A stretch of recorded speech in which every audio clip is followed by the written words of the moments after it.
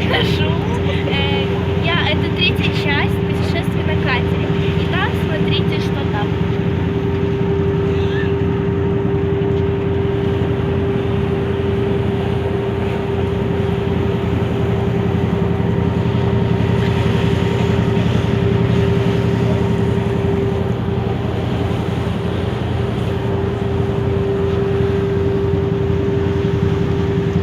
Итак, спасибо за ваш лайк, за ваш просмотр.